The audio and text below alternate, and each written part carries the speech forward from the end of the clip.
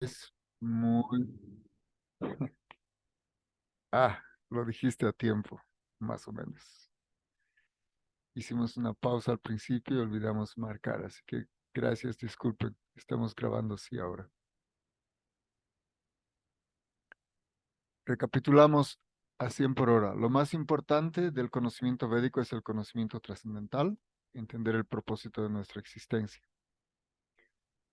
Y puesto que los Vedas tienen un origen divino, son perfectos. Entonces, Veda mismo quiere decir conocimiento y el adquirir este conocimiento ahorra todo el tiempo de vida que cometemos errores y podemos empezar con un conocimiento perfecto y ahorrar nuestro valioso tiempo para empezar una vida perfecta, rumbo a la perfección. ¿Y qué es la perfección? Es el efectivamente establecer esta conexión.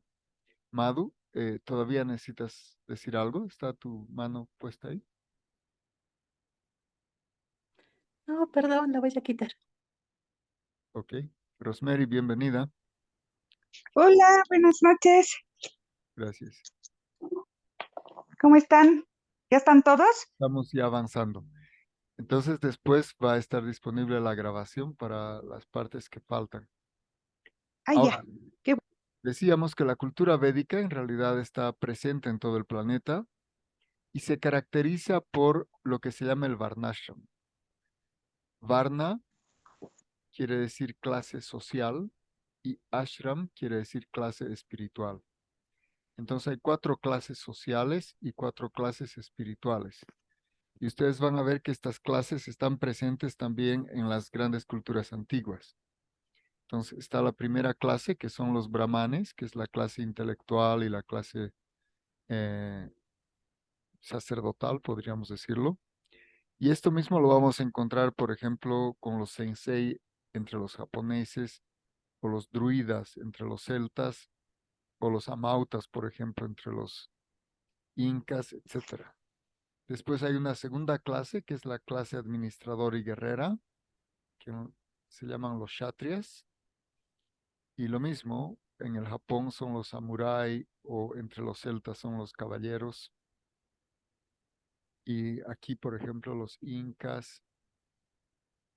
Hay una tercera clase social que es la clase productiva, sean comerciantes, agricultores. Entonces, esto también está presente en todas las culturas antiguas, esta clase productiva. Y por último está la clase trabajadora, que es la que apoya a las clases previas. Entonces, estas cuatro clases sociales están presentes en todas las culturas antiguas avanzadas. Y hay cuatro clases espirituales que son etapas de la vida. La primera se llama brahmacharya, que son los estudiantes célibes. Después están los grijastas, que son las personas que aceptan la responsabilidad de hogar después de haber sido entrenados. Luego está la orden de retiro, que es cuando esposo y esposa, digamos, han cumplido sus deberes para con sus hijos ya están crecidos, entonces el esposo y la esposa se van de la casa y se van a lugares de retiro, que especialmente hay en la India, se llaman dharmashalas, y empiezan a retomar sus estudios y retomar sus prácticas espirituales porque la vida familiar es muy absorbente, entonces absorbe mucho de nuestro tiempo y de nuestra energía. Y finalmente está la cuarta orden, que es la orden de renuncia. Quizás ustedes han podido alguna vez conocer algunos monjes renunciantes, los swamis o los goswamis. De hecho, Atulananda Goswami Maharaj va a estar llegando y visitándonos también con otro monje a partir del 18 de febrero, pero bueno, eso ya lo trataremos en otro momento. Pero entonces en la orden de renuncia también está la separación definitiva de el esposo y la esposa, porque en la cultura védica no es hasta que la muerte los separe, sino que es una separación consciente porque uno sabe que uno ha venido solo a este mundo y se va a ir solo. Entonces no se, uno no se va de este mundo en medio de una tragedia familiar, sino se va feliz, conectándose con Dios a través del canto de mantras, de servicio devocional, etcétera. Entonces, es una perspectiva diferente. Pero esas son las cuatro órdenes entonces espirituales y las cuatro órdenes sociales. Ese conjunto se llama el sistema Varnashram. Esa es la sociedad védica. Y adquiere otros nombres en otros lugares, pero ese es el contenido original. Ahora bien, ¿cuál es el mensaje espiritual? ¿Dónde encontramos los libros principales?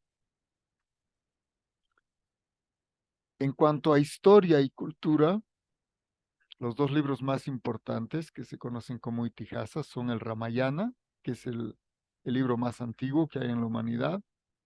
Es un poema muy hermoso, la historia del rey Rama. Y el Mahabharat, que es la antigua historia del mundo, que es al mismo tiempo la obra épica más extensa. Entonces, Ramayana, la obra más antigua, tiene 24.000 versos, y el Mahabharat, la obra más extensa, tiene 110.000 versos. Estos dos libros en realidad son el origen de mucha de la literatura que nosotros conocemos y mucha de la semificción que recupera algunos elementos de esos y se ve en las películas como El planeta de los simios o Viaje a otras galaxias, etcétera. Y incluso se ve entre los libros clásicos. Por ejemplo, los griegos imitaron en forma abreviada el Ramayana y el Mahabharata en forma de la Ilíada y la Odisea. Y hay otras historias que son también vinculadas, Tristán e Isolda, Ruslan y Lyudmila, etcétera. Entonces, esos son los dos libros que se llaman itihasas. Son los libros que son cronologías históricas de tiempos muy remotos. Y ahora, la parte filosófica de los Vedas en realidad se encuentra condensada en códigos que se llaman Upanishads. Hay 108 Upanishads. El Upanishad más importante es el Bhagavad Gita. Al mismo tiempo, el Bhagavad Gita se encuentra dentro del Mahabharata, pero técnicamente es un Upanishad y se conoce como el Gita Upanishad. Los Upanishads se entiende que son expresiones directamente del Ser Supremo, ¿sí? Y precisamente Bhagavad Gita quiere decir la canción del Señor. El propio Señor habla.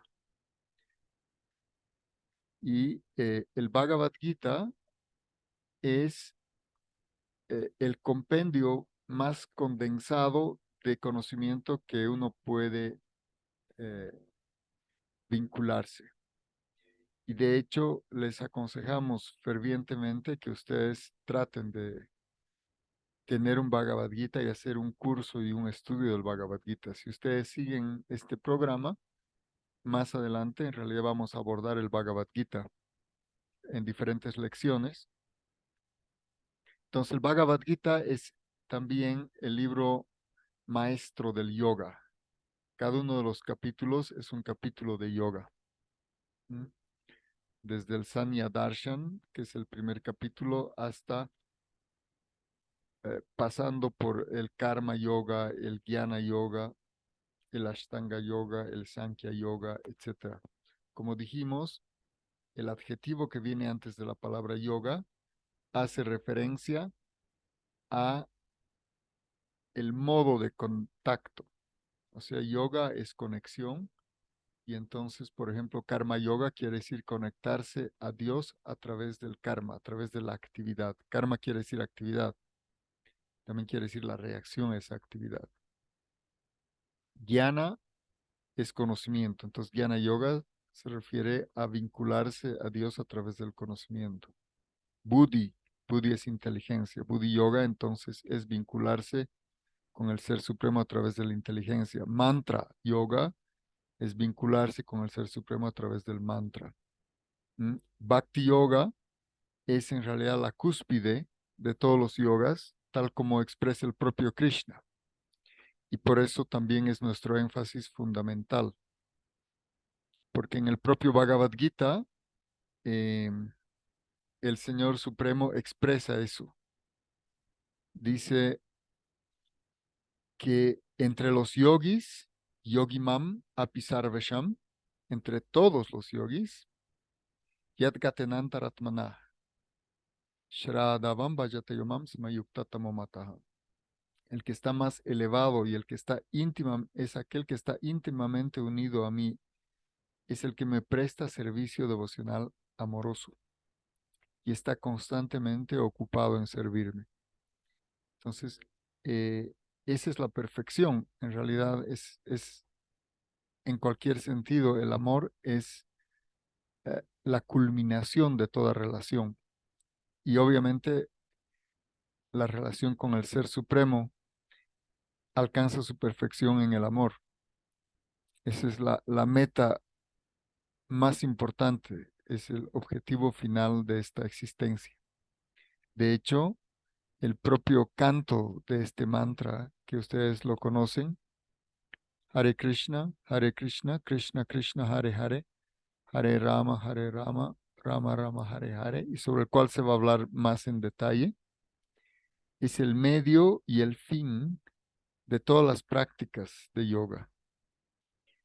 Entonces, este mantra despierta nuestro amor por Dios. Los grandes maestros han explicado que la meta es el amor por Dios y la forma de alcanzar esta meta es precisamente este canto, acompañado de la práctica del servicio. Gracias, Prabhu Advaita. Está ahora conectado. Y aquí hay alguien que está con Lenovo Tab, ¿cómo se llama? Perdón, ¿hay alguien más que está aquí?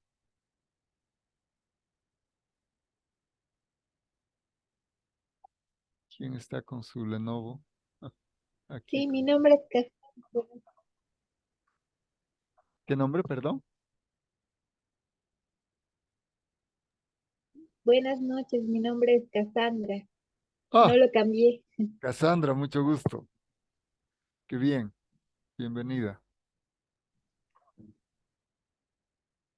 Ok, Gracias. entonces, eso es. De una manera muy abreviada, entonces el Bhagavad Gita es la esencia de todo el conocimiento de los Vedas. Y además es relativamente breve, son solamente 700 versos.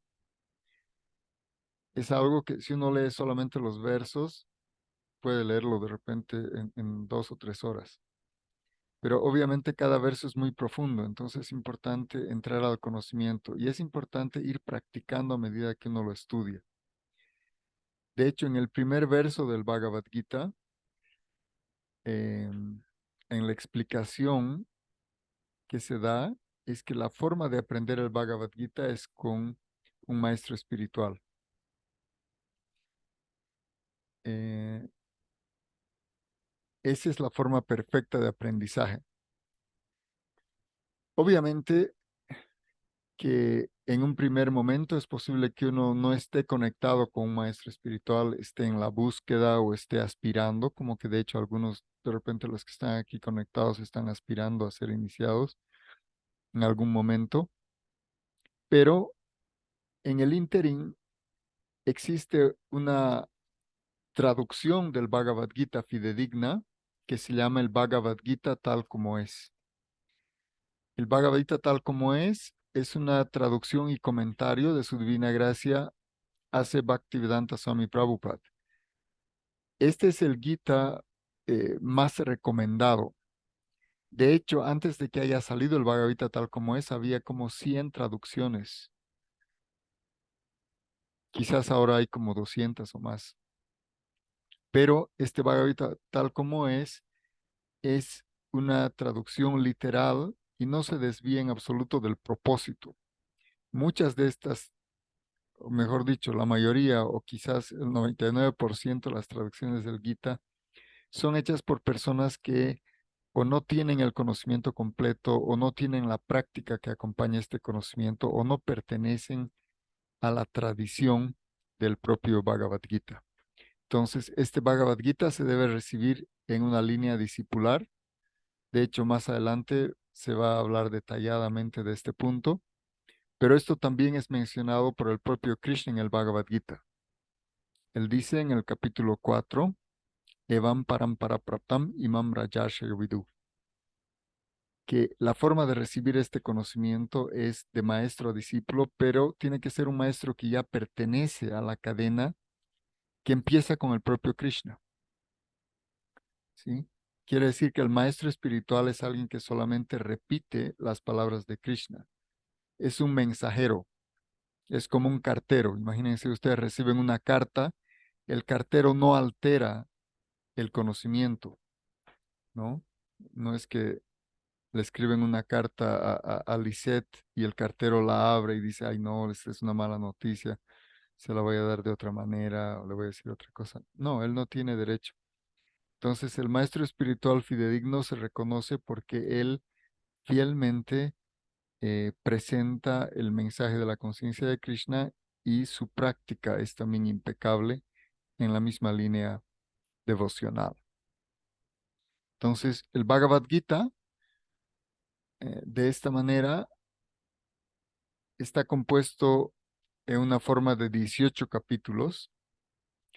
El primer capítulo es el escenario del Gita, porque el Bhagavad Gita es una conversación entre el Ser Supremo, Sri Krishna, y su discípulo Arjun en medio de la circunstancia más difícil de la vida.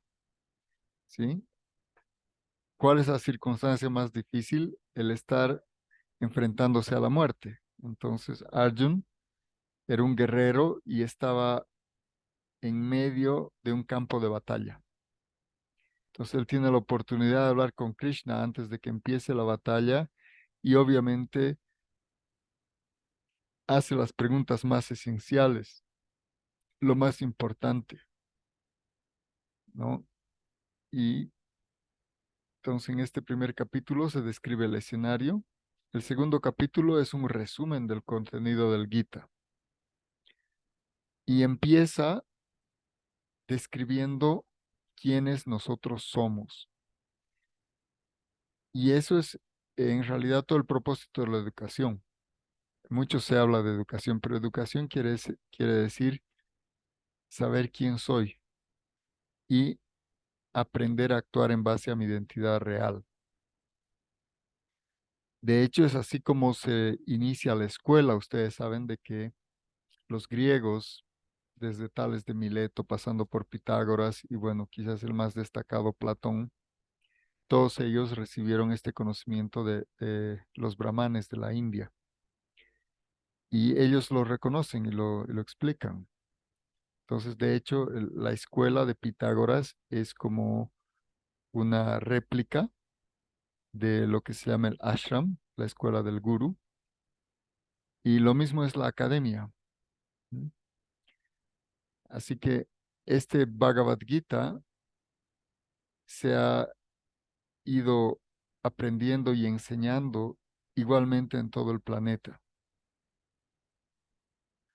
Entonces, la esencia misma, cuando se inicia la explicación del contenido del Gita, cuando el propio Krishna empieza a describir,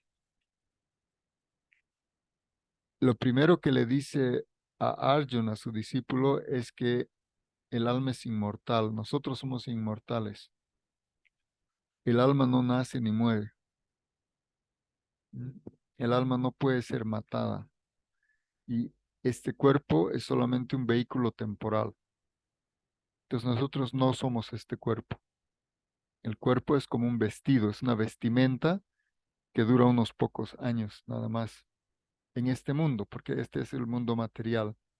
Más adelante también Krishna explica, y ese es uno de los temas del Gita, en qué consiste este mundo, cómo está compuesto. Entonces, Krishna dice que este mundo está compuesto de estos 5 elementos: Bhumir, Apo, Nalo, Vayu, Kan, lo que es la tierra o lo que es sólido, el agua o lo líquido, lo gaseoso, después que es el aire, por ejemplo, después está la energía, que se puede decir fuego, y está el éter, que en términos contemporáneos sería el espacio interatómico. En realidad no existe el vacío, pero sí existe una sustancia más sutil que los gases que se llama éter. Y es por eso que incluso las ondas de luz y las ondas de sonido se transmiten, entre comillas, a través del sonido, perdón, del vacío.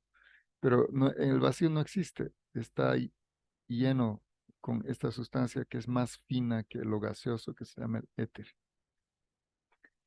Y además de estos 5 elementos, Krishna dice que hay otros 3, que son la mente, la inteligencia y el ego falso, que son 3 elementos sutiles. Y estos 8 en conjunto se llaman materia. Y él dice, más allá de todo eso está el alma. Apareya mitaston yam prakritim vidime param jivabhutam mahabaho yayadataryate jagat. Entonces, aparte de esto que es la materia, está la entidad viviente.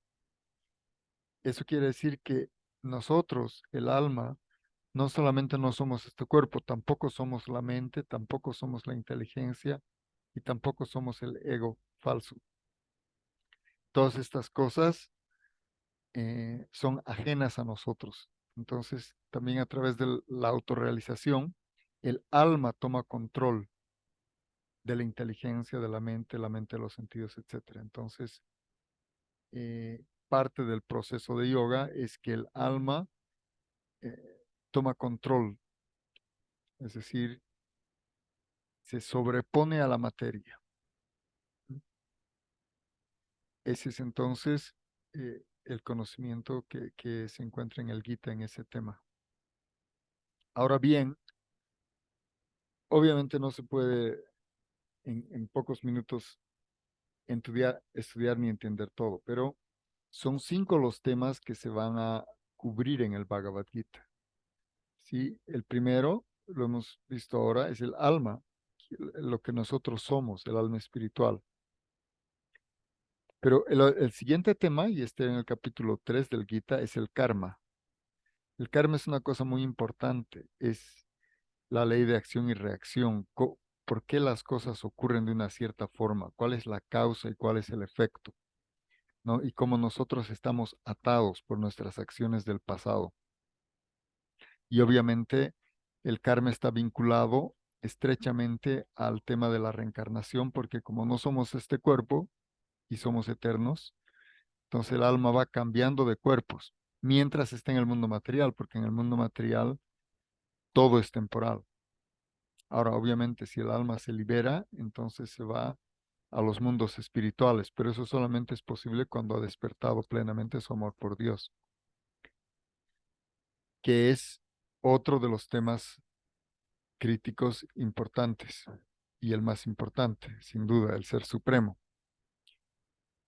Entonces, estos 3 temas, más el conocimiento del tiempo y la naturaleza, son los 5 tópicos que uno necesita saber para desenvolverse en esta vida. Y esos 5 tópicos están explicados en el Bhagavad Gita. Si uno no entiende estas 5 cosas, en realidad no puede vivir plenamente ni puede ser feliz, porque esta es la base de nuestro diario actuar, de nuestra meditación, de nuestra reflexión, de nuestro pensamiento. ¿Sí? Así que ese conocimiento está en el Bhagavad Gita. Así, el capítulo 4 es el Jnana Yoga, el, el, el conocimiento del absoluto, el conocimiento trascendental, el conocimiento de aquello que está más allá de nuestros sentidos. Eh, la gente piensa que solamente lo que podemos ver o tocar o leer, etcétera, es real, pero en realidad eh, lo que está más allá de eso es lo único que es real. Lo que podemos oler, sentir, tocar es temporal, pero lo que se encuentra detrás de todo, que es el espíritu, eso sí es eterno. Pero bueno, va progresando el Bhagavad Gita y nos va instruyendo sobre los diferentes aspectos de nuestra vida. Lo que queríamos resaltar aquí es que en esencia el Bhagavad Gita nos enseña a ocupar nuestra mente en el Ser Supremo. Man mana bhava bhakto, madhyajimam namaskuru. Krishna dice, ocupa tu mente en pensar en mí. En realidad, esa es la ocupación suprema de la mente. Y eso es la meditación. Si alguna gente piensa que meditar es poner la mente en blanco, pensar en la abuela o en el agua, cosas así, pero no. Para saber lo que es la meditación, uno tiene que ir otra vez a los Vedas y los Vedas explican que la meditación es eso, man mana bhava. Quiere decir absorber la mente en el Ser Supremo, eso es meditar. Y es una instrucción que da Krishna. Dice, cuando tú hagas eso, vas a venir a mí. ¿Mm? Aquello en lo que tú estés meditando va a ser aquello a donde te vas a dirigir. Nuestros deseos y nuestra voluntad van hacia donde nosotros meditamos. Entonces, esa es como, en dos palabras, todo ese vasto conocimiento que está en el Gita. Es cómo mantener la mente fija en el Ser Supremo y cómo desarrollar esa conexión hasta el punto de que sea una conexión de amor y amor puro. ¿Sí? Así que hay muchas lecciones, muchos maestros en todo el mundo y en toda la historia, pero el Bhagavad Gita es la esencia condensada de todo el conocimiento y además resumida por el propio Ser Supremo. No debemos pensar que quiere decir que nos estamos privando de algo. No, el Ser Supremo es la fuente de todo. Dentro de él está todo. Cuando decimos pensar en Krishna, no es que está faltando algo. Dentro de Krishna está todo. Estamos también nosotros, están todos los maestros, está todas las manifestaciones, todos los universos, todos los seres vivientes. Es el Ser Supremo es la fuente y es el origen de todo. Yamadi, Asya Yatana y Taratas Chartesho Vigyaswarat. Eso también está explicado en los Vedas. La parte más fina de los Vedas se llama el Vedanta y el comentario natural del Vedanta, comentario perfecto, es el Bhagavatam y empieza así. Yamadi, Asya Yatana. Aquel de quien todo emana. Ese es Krishna. Bien. eh, ¿Quieren hacer alguna pregunta? Adelante, por favor.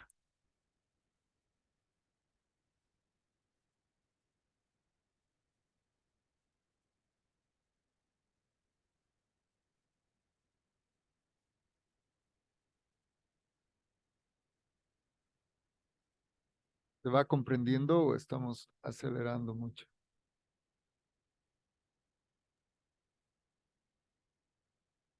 Rosemary.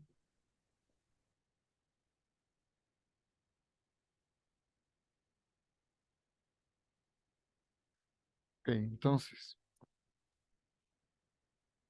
a- adelante. Sí, sí, se va entendiendo algunas cosas con palabras sánscritas, ¿no? Pero en la esencia sí, se está entendiendo. Ok, Lizeth, gracias.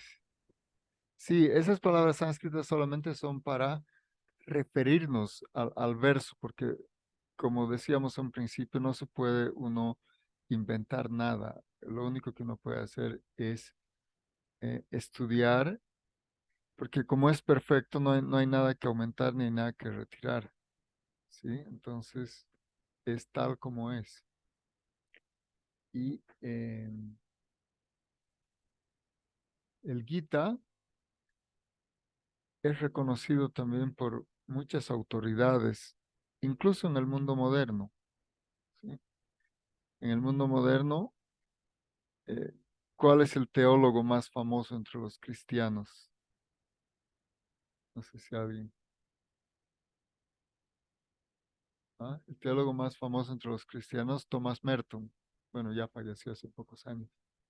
Pero Thomas Merton reconocía también que el Bhagavad Gita era el libro más importante. Ahora, entre los científicos, Einstein, famoso, era el libro de cabecera de Einstein, era el Bhagavad Gita. ¿Sí? Schopenhauer decía que no hay nada que se pueda comparar, ni todos los libros del mundo juntos pueden compararse al Bhagavad Gita, ¿no? Y no es que Schopenhauer no leyó, claro, era un filósofo muy letrado, muy famoso. Y tenemos que tener confianza en que estamos siendo ayudados por el Ser Supremo. El Ser Supremo en realidad envía a sus mensajeros. Los maestros espirituales son enviados por Dios. Y estas escrituras sagradas son producidas por el propio Ser Supremo. Krishna también lo explica esto en el propio Bhagavad Gita, ¿no? Dice, Aham Sarvasya Prabhavo, quiere decir yo soy la fuente de todo. De mí emanan los mundos materiales y los mundos espirituales. Y más adelante él dice, de mí viene incluso el recuerdo, el conocimiento y también el olvido, ¿sí? A través de mí todo ha de ser conocido.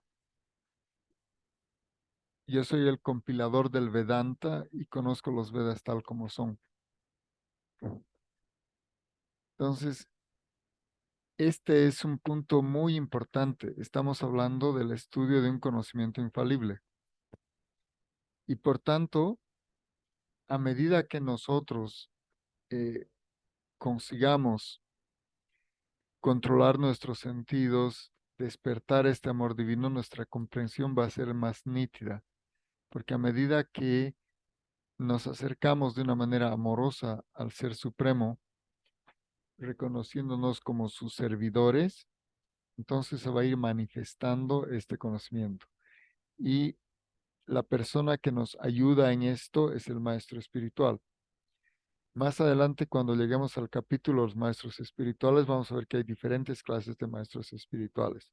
Pero en lo que respecta al Bhagavad Gita, Krishna explica, dice, tú no vas a poder entender la verdad absoluta a menos que te conectes con una persona que está autorrealizada. ¿Sí? Es como si todos nosotros estuviéramos durmiendo. Entonces, entre personas que están dormidas no se pueden despertar. ¿Sí? Entonces, él dice, tan solo trata de aprender la verdad acercándote a un maestro espiritual autorrealizado. Esas almas pueden impartir el conocimiento védico porque han visto la verdad. ¿No? Obviamente aquí en este curso lo que estamos haciendo es nada más poner a su alcance, como repetir este mensaje y con suerte algunos de ustedes de repente conocen o van a poder conocer algún maestro espiritual autorrealizado. Entonces todo esto es como una introducción solamente a ese encuentro, pero el verdadero conocimiento y la verdadera práctica se va a manifestar a partir del contacto con ese maestro espiritual. Mientras tanto es como un ensayo. Entonces lo que estamos haciendo es un ensayo aprendiendo algunas cuestiones básicas y también aprendiendo las técnicas básicas. Y una de las técnicas básicas es exactamente lo que estamos haciendo en este momento. Es escuchar y repetir. Entonces, en este caso, me ha tocado a mí repetir, digamos, el mensaje del Gita y a ustedes les toca escuchar. Esto ya es considerado Bhakti Yoga. Son dos de las 9 prácticas. Escuchar, repetir y después viene recordar. Entonces, claro, si uno escucha, repite, después recuerda. Entonces, y estas 3 dentro de las 9 prácticas del Bhakti Yoga son lo más importante. De tal manera que debemos constantemente escuchar acerca de Krishna de una fuente fidedigna. Debemos conversar acerca de ese conocimiento, ¿no? Y automáticamente vamos también a recordarlo. En cualquier momento, si ustedes quieren, levanten la mano. De hecho, nos estamos acercando al final de nuestro tiempo. Vamos a terminar en unos pocos minutos, pero siéntanse libres, no sean tímidas o tímidos. Cualquier pregunta que quieran hacer, por favor, formúlenla. Así que, adelante. Haribu. De acuerdo. Entonces, la primera instrucción a aprender en la vida espiritual sería escuchar. Efectivamente. Escuchar sea el nombre de Dios o las glorias del Ser Supremo, esa es la primera práctica del Bhakti Yoga. Todo el conocimiento en realidad se recibe por recepción oral.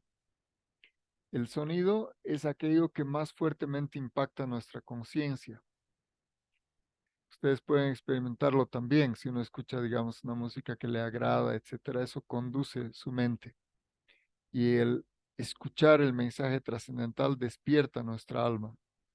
Y obviamente cuando se escucha directamente de un alma autorrealizada, este mensaje es muy potente, ¿no? Transforma la existencia de uno.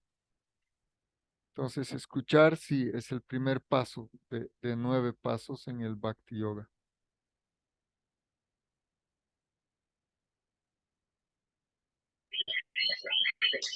Sí, Prabhu, gracias. Muchas gracias.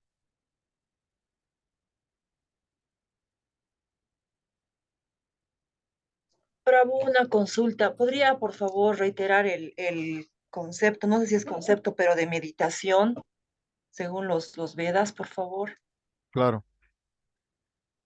Man mana bhava mat bhakto. Quiere decir, ocupa tu mente en pensar en el Ser Supremo. Entonces, la meditación es conectarse con el Ser Supremo.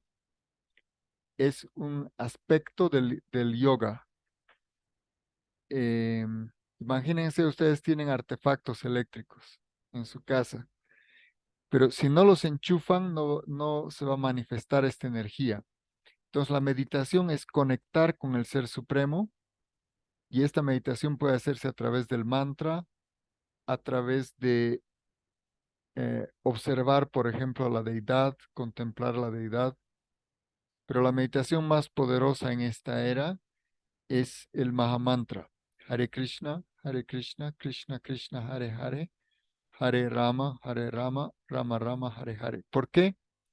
Porque en este sonido este sonido no es diferente de Dios mismo. Es decir, que Él es idéntico a su nombre, es idéntico a su forma, es idéntico a sus pasatiempos y a sus cualidades. Entonces, ver a Dios o pronunciar su nombre es exactamente lo mismo. Y en esta era es todavía más poderoso pronunciar el nombre de Dios.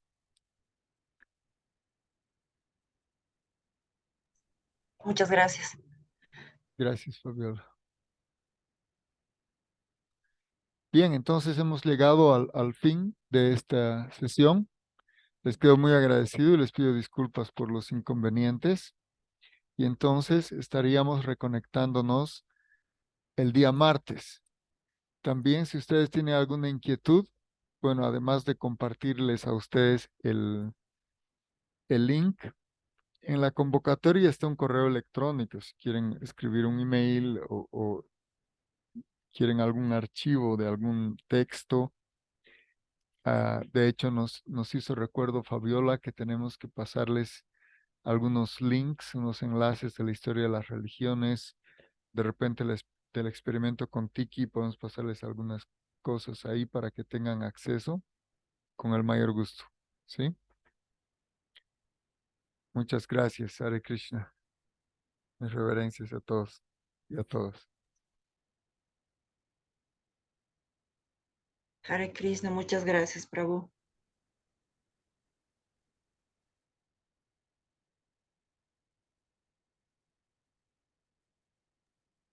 Gracias. Hare Krishna, muchas gracias, Prabhu. Gracias, Fabiola.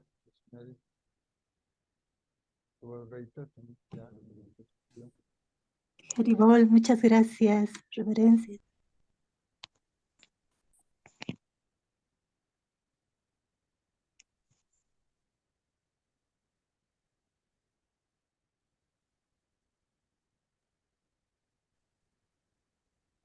Prabhuji, nos va a pasar el enlace, ¿no? Para el YouTube de esta sesión. Sí, sí, voy a subir y les voy a pasar el enlace al grupo. ¿Está bien? Ya, muy amable. Gracias. Ya. Haribol. Gracias, Cassandra, también por conectarte. Muchas gracias. Buenas noches.